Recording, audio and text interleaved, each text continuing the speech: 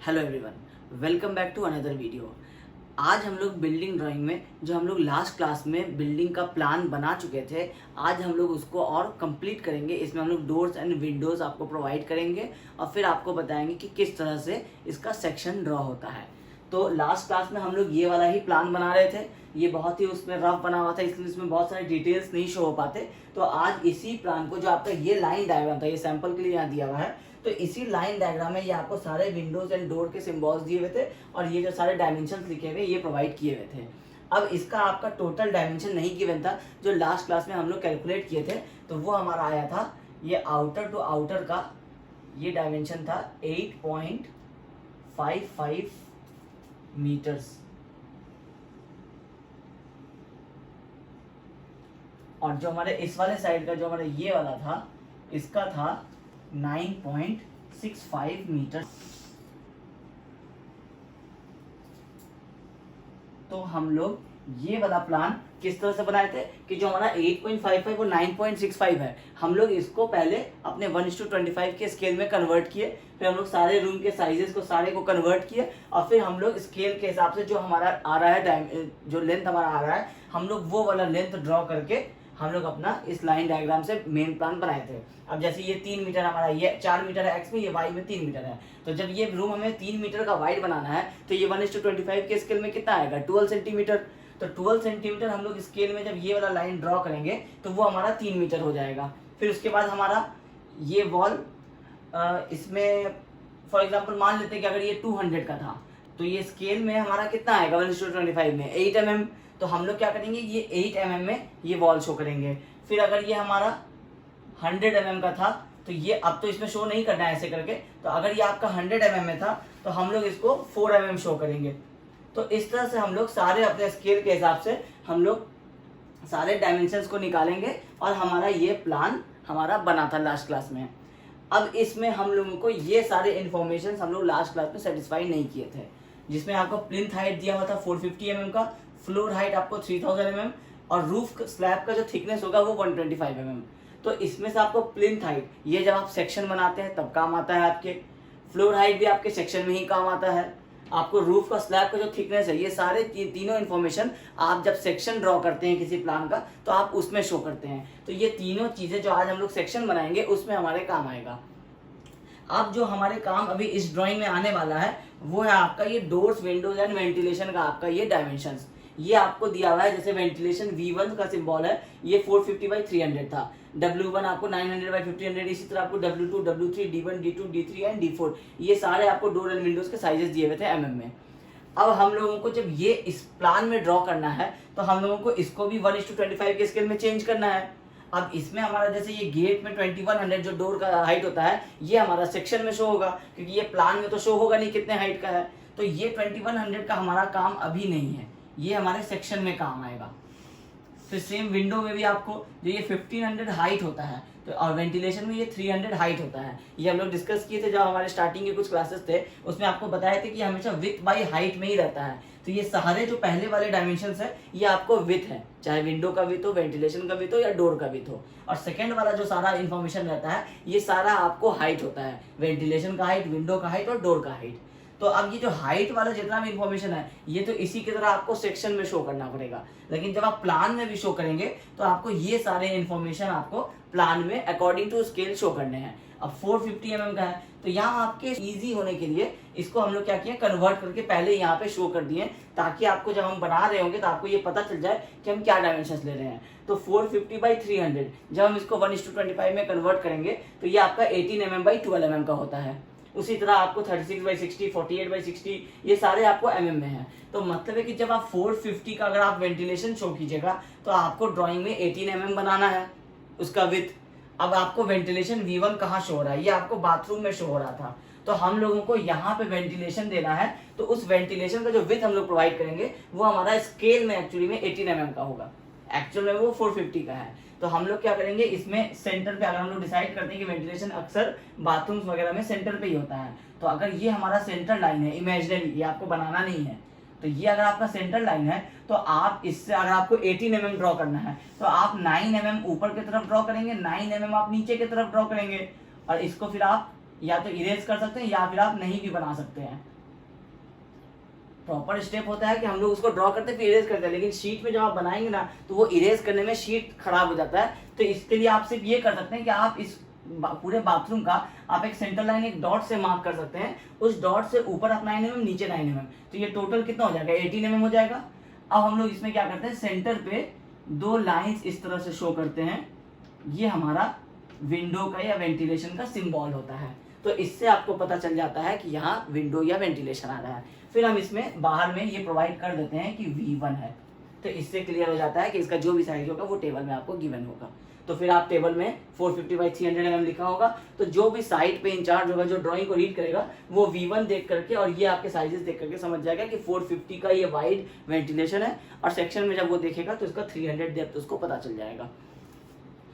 अब अगर मान लीजिए कि आपको ये नहीं भी गिवन रहता है, मतलब अगर आप ये टेबल में देना भूल जाते हैं, तो आपको वो एक वेंटिलेशन का सिंबल देख रहा है, अब वो आपको ये पता है उसको कि ये आपको 1:25 के स्केल में बनाया हुआ है, तो वो क्या करेगा, वो इस लाइन को मेजर करेगा और उसको 25 से मल्टीप्लाई कर देगा। वो जो कितना आएगा वो आपका आएगा 450 ही, क्योंकि आप उसको बनाए हैं 18 mm का, तो जब आप 18 को 25 से मल्टीप्लाई कीजिएगा तो वो निकलेगा आपका 450 mm ही। तो इस तरह से भी कई बार साइड पे क्रॉस चेक किया जाता है ड्राइंग को, कि जो स्केल में गिवन है उस स्केल से आप उसको मेजर कर लेते हैं, तो इससे आपको पता चल जाता है कि उसका एक्चुअल में कितना मेजरमेंट है, अगर कभी टेबल मिस हो जाता है उस केस में। ठीक है, तो अब आपका ये हो गया वेंटिलेशन का सिंबल। उसके बाद आपका दूसरा W1 आपका 900 बाई 1500 था, जो कि स्केल में आपका 36 बाई 60 mm का होता है। अब W1 इसमें कहाँ प्रोवाइडेड था, ये आपको ये था ड्राइंग रूम था, इसमें आपको ये 2 विंडोज प्रोवाइडेड थे W1, लेकिन इसका लोकेशन नहीं गिवन है कहाँ पे। तो अब आपको इस रूम में अगर आपको 2 विंडोज प्रोवाइड करने हैं तो आप ऐसा कर सकते हैं कि आप अगर इसको आप सेंटर हाफ में डिवाइड करते हैं तो इस आपका एक ये लेंथ हो गया, एक ये लेंथ हो गया, तो आप इसके सेंटर पे जो आपका ये लाइन से इस वाले लाइन तक का जो डिस्टेंस है उसके सेंटर पे आप एक विंडो प्रोवाइड कर सकते हैं, और फिर आप नीचे इस तरह से भी कर सकते हैं। ये कंप्लीटली आपकी चॉइस होगी, आप चाहे तो इसी सेंटर लाइन के दोनों तरफ एक विंडो और दूसरी तरफ एक दूसरा विंडो प्रोवाइड कर सकते हैं। लेकिन क्योंकि ड्राइंग में आपको जब लाइन डायग्राम में इस तरह से W1 दिखाया गया है, इसका मतलब है कि आपको ये वाला जो गैप है, ये आपको गैप है 2 विंडोज के बीच का, यहाँ पे आपको ब्रिक वॉल है, तो आप इसको बिल्कुल सेंटर लाइन से जस्ट ऊपर नहीं बना सकते हैं। तो आइडियल कंडीशन क्या होता है कि हमेशा आपको सिमेट्री या ज्योमेट्री आपको मेंटेन करना है। अब जैसे आपका ये 4 मीटर का है तो सेंटर लाइन आपका 2 मीटर का होगा, तो अब आप इस 2 मीटर में अगर सेंटर पे अगर आप एक विंडो देंगे तो आपको एक प्रॉपर वो एक एस्थेटिक व्यू देगा, प्रॉपर अपीयरेंस आएगा उसका। तो इसलिए हम लोग ये कोशिश करेंगे कि हम लोग इसको अच्छे जगह पे प्लेस करें। अब ये हमारा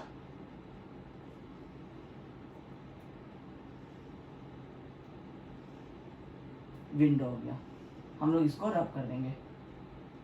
ठीक है, अब ये हो गया आपका W1, ये भी हो गया आपका W1। ठीक है, अब आ जाते हैं नेक्स्ट। इस रूम में आपका एक डोर प्रोवाइड हो रहा है, डोर पे हम लोग बाद में आएंगे, अब सारे विंडोज को देखते हैं। अब आपको यहाँ बॉटम में एक विंडो प्रोवाइड होना है W1 सेम साइज का, तो अब आपको W1 कितना है 36 बाई 60 mm, तो 60 mm तो उसका हाइट है लेकिन 36 उसका विड्थ है, तो आप क्या करेंगे एक सेंटर लाइन लगाएंगे, उससे 18 mm इधर 18 mm इधर, और फिर आप इसको इरेज कर देंगे। तो ये आपका 36 mm का शो करता हुआ एक एक्चुअल विंडो होगा जो 900 mm वाइड होगा। अब ये विंडो भी आपका आ गया W1। फिर उसके बाद इधर W2 एंड W2, इसके सेंटर पे भी आप इसी तरह से अब आप टोटली ड्रॉ करते चले जाएंगे।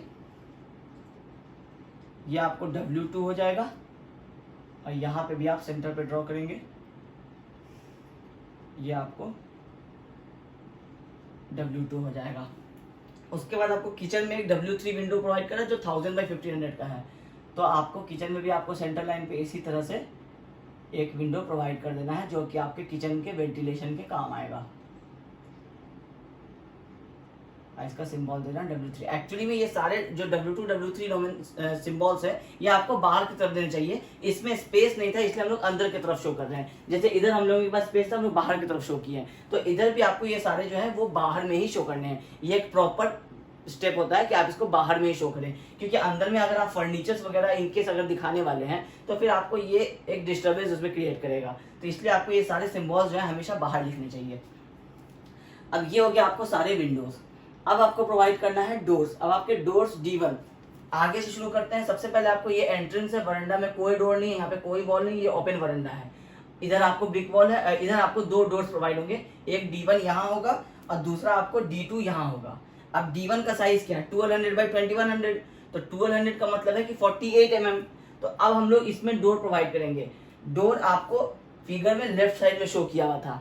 अब आते हैं एक्चुअल कंडीशन में। एक्चुअल कंडीशन में आपने अपने घरों में भी देखा होगा कि जो अगर आपको डोर अगर कॉर्नर में प्रोवाइड किए जाते हैं तो वो कुछ इस तरह से प्रोवाइड किए जाते हैं कि जब हम इसको ओपन करेंगे तो वो आके इस वाले वॉल पे रेस्ट करेगा, बट एक्चुअली वो इस वाले वॉल को हिट नहीं करेगा। ये ध्यान देना है हमेशा, क्योंकि अगर वो इस वाले वॉल को हिट करेगा बार बार तो इस वाले वॉल के जो आपको प्लास्टर्स एंड पेंटिंग्स होंगे वो आपको खराब होंगे। तो इसलिए हमेशा हम लोग जो आइडियल जो होता है कंडीशन कि हम लोग एटलीस्ट 20 mm या 25 mm ये वॉल से इसका गैप छोड़ के फिर हम लोग वहां पे डोर का ओपनिंग प्रोवाइड करते हैं। अब डोर का ओपनिंग जो आप प्रोवाइड करेंगे, D1 आप प्रोवाइड कर रहे हैं उस वाले रूम में, तो D1 1200 बाई 2100 है। 1200 का मतलब है 48 mm। अब आप 48 mm तो ये ड्रॉ कर दिए, बट अब डोर है तो डोर है इसका मतलब है कि आपको जाने का रास्ता है, वो तो जाने का रास्ता है तो आपका ये जो आपका ब्लैक लाइन है ये आपका वहां से अब इरेज हो जाएगा। तो अब आपका ये वॉल जो है ये कुछ इस तरह से आकर के इस तरह का हो जाएगा और ये वॉल यहीं पे आकर के क्लोज हो जाएगा। अब ये आपको 1200 का वाइड है जो कि आपको स्केल में 48 mm शो करना पड़ रहा है, ठीक है। अब डोर के सिंबल्स पे आते हैं। डोर का सिंबल हम लोग देते हैं कि जैसे अब आपका ये 1200 है तो इसका मतलब है कि आपका ये डोर जब ओपन होगा तो वो 1200 का ही डोर होगा जो ओपन होगा। अगर हम लोग सिंगल फ्लैप की बात करते हैं, अगर हमारे डोर में सिंगल पैनल है और वो हम लोग 1200 का प्रोवाइड कर रहे हैं तो इसका मतलब है कि ये जो हमारा लाइन होगा ये हमारा डोर का फ्रेम है जो हम ड्रॉ कर रहे हैं, तो इसका मतलब ये भी 1200 का होगा। तभी ना जब ये यहाँ से एक इस तरह से ये गेट क्लोज होगा और यहाँ आकर के ये क्लोज हो जाएगा इस तरह से कंप्लीटली, तो इसका मतलब ये 1200 है तो ये वाला हाइट भी 1200 होगा। तो ये होता है हमारे गेट का सिंबल, इस तरह से एक सर्कुलर पाथ वो आपको फॉलो करता है। तो ये है आपके डोर का सिंबल, आप यहाँ नेम दे देंगे D1, ठीक है। अब आते हैं इस तरफ, आपको डोर यहाँ प्रोवाइड करना है, इसका आपको साइज था D2। D2 आपका 1000 बाई 2800। 1000 का मतलब है कि आपको 40 mm। अब आप ये जो डोर प्रोवाइड करेंगे, अब आपका ये 1 मीटर वाइड वरांडा है और इसमें आपका जो D2 है ये भी आपका 1000 mm है, मतलब 1 मीटर ही है। इसका मतलब है कि ये कंप्लीटली आपको डोर होने वाला है। इसका मतलब है कि आपको यहाँ से ये क्लोज करना है और यहाँ से ये क्लोज करना है और आपको ये पूरे पोर्शन को इरेज कर देना है। तो एक्चुअली में क्या हुआ है कि ये पूरा स्केल पे, क्योंकि बोर्ड पे तो हम स्केल पे बना नहीं सकते हैं, तो इसलिए आपको ये 1 मीटर वाइड ज्यादा दिख रहा है और यहाँ पे ये 1200 है तो ये आपको कम दिख रहा है। एक्चुअली में ये बरंडा और थोड़ा सा ऊपर की तरफ होना चाहिए, तब आपको ये इक्वल इस तरह से दिखता। लेकिन अभी फिलहाल के लिए कंसिडर करते हैं कि ये आपका 1000 mm है, मतलब 1 मीटर है। अब आपको इस पूरे में डोर आना है तो जाहिर सी होती है कि डोर आपका इस तरफ ही ओपन होगा, तो आप इस तरफ डोर का ये फ्लैप बनाएंगे और आप इसको इस तरह से एक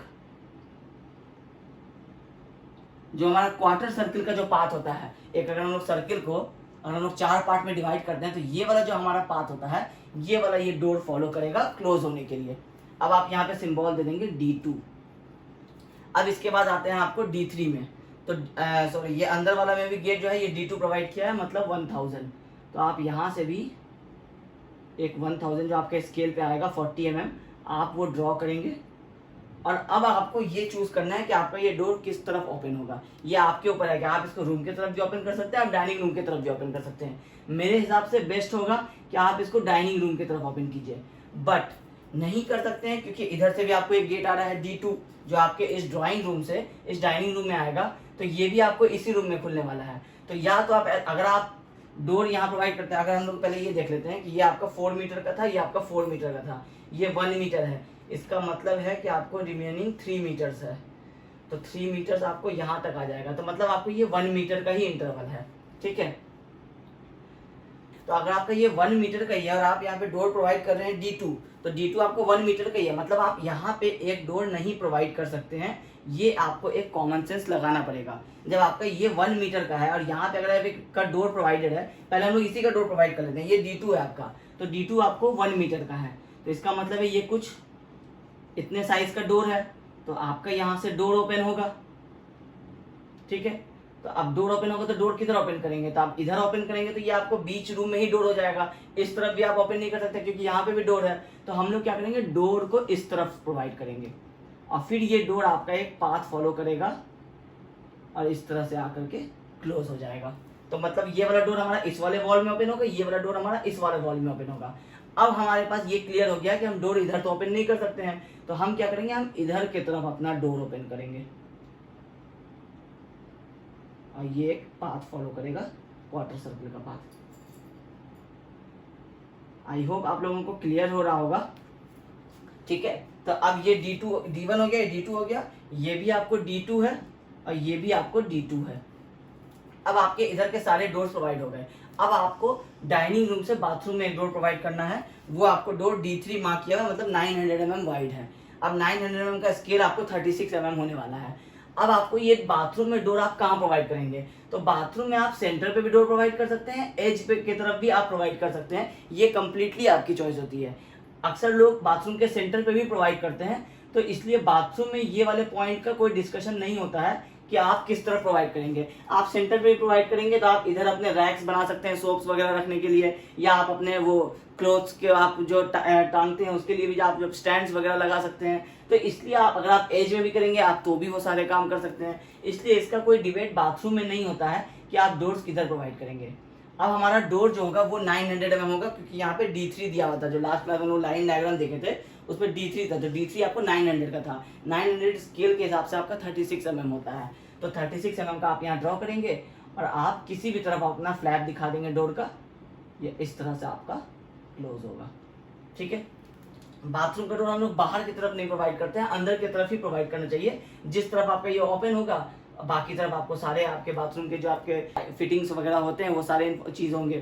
ठीक है, उसके बाद आपको डाइनिंग से किचन में जाने का डोर था जो D3 था, तो अब किचन में आप या तो इधर डोर प्रोवाइड कर सकते हैं या इधर डोर प्रोवाइड कर सकते हैं। तो क्योंकि सारे डोर्स आपके इधर से ही आ रहे हैं, तो अगर आप इधर एक डोर प्रोवाइड करेंगे तो ज्यादा ट्रेवल नहीं करना पड़ेगा किसी को। अदरवाइज अगर आप इधर प्रोवाइड करेंगे तो अगर कोई इस रूम से भी आ रहा है तो उसको ये पूरा एरिया कवर करके जाना पड़ेगा, तो फिर आप फर्नीचर किस तरफ लगाएंगे। अगर आप डाइनिंग रूम में डाइनिंग लगाना चाहते हैं तो आप अगर डाइनिंग इस दीवार पे अगर सटा के लगाना चाहेंगे, इस दीवार से क्लोज लगाना चाहेंगे, तो आप इधर पैसेज का रास्ता छोड़ेंगे। अगर आप इधर की तरफ लगा देंगे तो ये पैसेज ब्लॉक हो जाएगा आपका। तो इसलिए ये सोचते हुए गेट इधर प्लेस करना ज्यादा बेटर है।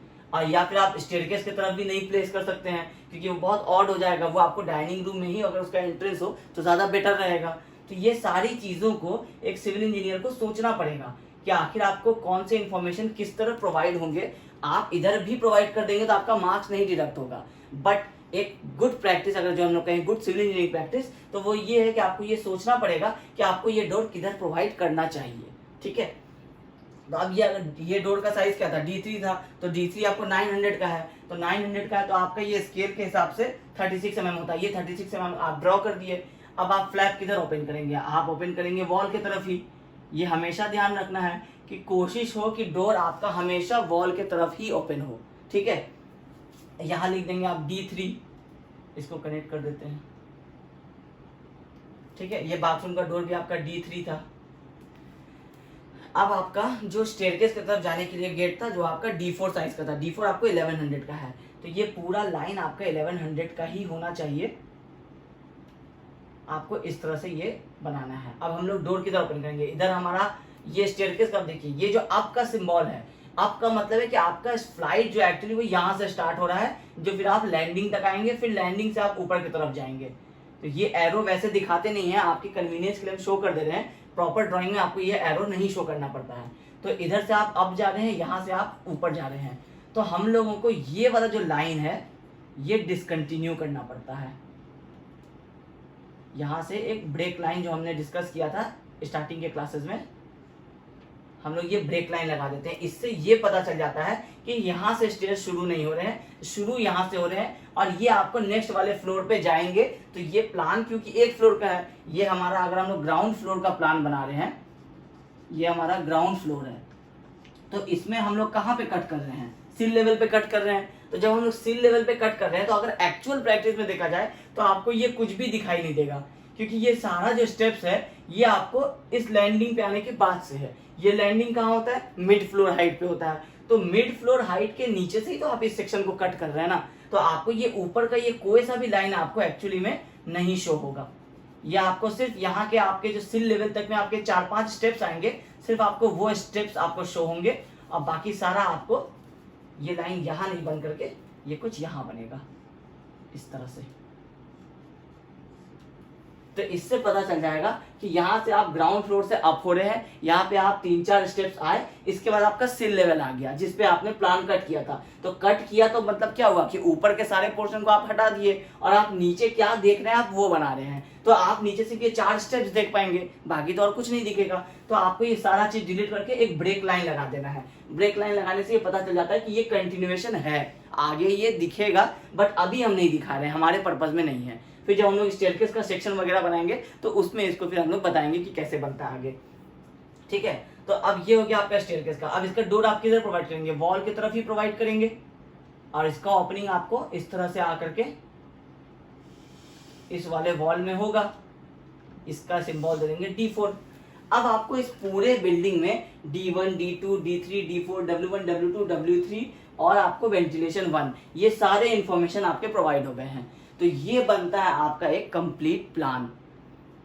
ठीक है, अब इसमें आप एक चीज और ऐड कर सकते हैं, वो करना बेटर रहेगा, जो आपको हैचिंग होता है, जो हमने सिंबल्स में पढ़ा था कि जो हमारा ब्रिक वॉल का जो सिंबल होता है, हैच उसको हम लोग कहते हैं, वो हैचिंग किस तरह से करना है। तो ब्रिक का हमें पता था कि एक डबल लाइन हमारा ब्रिक का सिंबल होता है, तो हम इसमें इस तरह से डबल लाइन शो करके ये बता दिया। बेटर हो कि इसको हम लोग रेड से करें।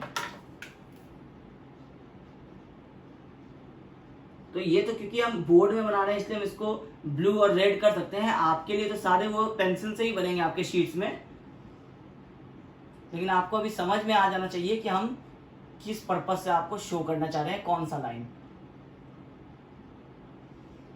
तो हमारा डबल लाइन जो होता है ये हमारे ब्रिक वर्क का सिंबल होता है। तो हम डबल लाइन एक जब भी बनाएंगे तो हम डबल लाइन बनाएंगे। ये सारा हमारा ब्रिक वर्क है, और हम लोग ये भी कंसिडर कर रहे हैं कि हम लोग एक लोड बेयरिंग स्ट्रक्चर बना रहे हैं, हम लोग फ्रेम स्ट्रक्चर नहीं बना रहे हैं। क्योंकि फ्रेम स्ट्रक्चर में फिर आपको कॉलम्स वगैरह भी शो करने पड़ेंगे और बीम्स वगैरह भी शो करने पड़ेंगे। तो आपको ना कॉलम की इंफॉर्मेशन क्वेश्चन में गिवन है, ना बीम का इंफॉर्मेशन गिवन है, तो इसलिए आप इसको लोड बेयरिंग स्ट्रक्चर ही कंसिडर करेंगे। ठीक है, तो इस तरह से आपको पूरे में दिखा देना है जहां जहां भी आपका ब्रिक वर्क है। ठीक है, पूरा बाद में बनाएंगे। तो ये है आपका एक बिल्डिंग का कंप्लीट प्लान। तो अब आपको सारे इंफॉर्मेशन में आपका प्लान का जो जो इंफॉर्मेशन हो सकता था ये सारा आपने इस ड्राइंग में यूज कर लिया। आपने डोर्स प्रोवाइड कर दिया, आपने विंडोज प्रोवाइड कर दिया, स्टेयरकेस शो कर दिया, आपके सारे रूम के अच्छा रूम के साइजेस। अब जो आपको ये साइजेस लिखे हुए थे 3 metre by 2 metre, 4 metre by 3 metre, actual plan में इसको शो नहीं करते हैं। जो हमारे साइट पे जो ड्राइंग जाती है जिसको हम लोग वर्किंग ड्राइंग बोलते हैं, उस वर्किंग ड्राइंग में आपको ये सारे इंफॉर्मेशन शो नहीं किए हुए रहते हैं। ये कैसे शो किए हुए रहते हैं? इसके लिए आपको आता है डायमेंशन लाइन। अगर हम इसको थोड़ा सा इरेज करें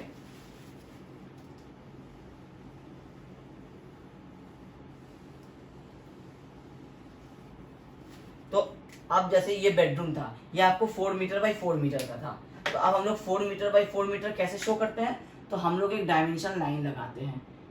डायमेंशन लाइन कुछ इस तरह से होता है, और हम लोग यहाँ शो करते हैं 4000, अगर हम लोग mm में बना रहे हैं तो। ठीक है, उसके बाद हमारा ये वाला साइज भी 4000 का था, तो हम लोग यहाँ से भी शो करते हैं। अच्छा, अब ये जो 4000 हम लोग शो करते हैं ये हम लोग इनर टू इनर शो करते हैं, क्योंकि जो हमारे रूम का एक्चुअल डायमेंशन है वो हमारा 4000 इनर टू इनर था। उसके बाद जो हम लोग ये 200 का वॉल दे रहे थे, फिर हम लोग यहाँ से ये इस तरह से दिखाते हैं 200, मतलब ये हमारा इस वाले लाइन से इस वाले लाइन तक का 200 mm है, और इस इनर वाले लाइन से इनर वाले लाइन तक का 4000 है। फिर हम यहाँ गैप रखते हैं इस वाले में, फिर हम ऊपर की तरफ प्रोवाइड करते हैं, यहाँ दिखाते हैं 3000। फिर आपको ये 3000 आपका इनर टू इनर था, मतलब ये हमारा डाइनिंग रूम का जो हमारा साइज था वो हमारा इनर टू इनर था, मतलब क्लियर साइज था। उसके बाद वॉल थिकनेस तो हम लोग कंसिडर करते नहीं थे, तो वॉल थिकनेस जो हमारा ये हमारा 2000 था।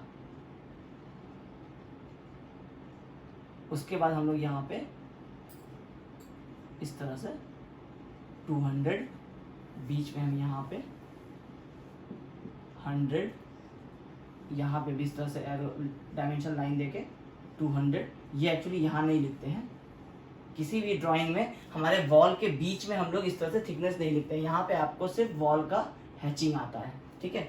तो अब आप जब इसको कंप्लीट, अगर किसी भी साइट इंजीनियर को इस टोटल का डायमेंशन लेना होगा तो वो इसको 200 plus 4000 plus 200 plus 3000 plus 100 plus 2000 plus 200 करेगा, तो उसको ऑटोमेटिकली आपको टोटल साइज मिल जाएगा। बेटर ये भी रहता है कि हम लोग जैसे इस तरफ अगर ये डायमेंशन प्रोवाइड कर रहे हैं तो इस तरफ हम लोग एक कंप्लीट डायमेंशन प्रोवाइड कर दें जो हमारा बिल्डिंग के बॉटम से लेके बिल्डिंग के टॉप तक का होगा। तो ये इससे क्या होगा कि अगर उसको ये टोटल ऐड करेगा तो भी 9.65 आएगा और इधर भी आपको 9.65 प्रोवाइड किया हुआ है। सेम इस तरफ भी होगा, ये आपका 8.55 है। अगर इसमें स्पेस रहता है तो हम लोग इस तरह से एक और लाइन लगा करके हमारा जैसे ये किचन 3 मीटर का था, ये वॉल 200 का था, ये वॉल 150 का था, तो टोटल हमारा हो गया 3350।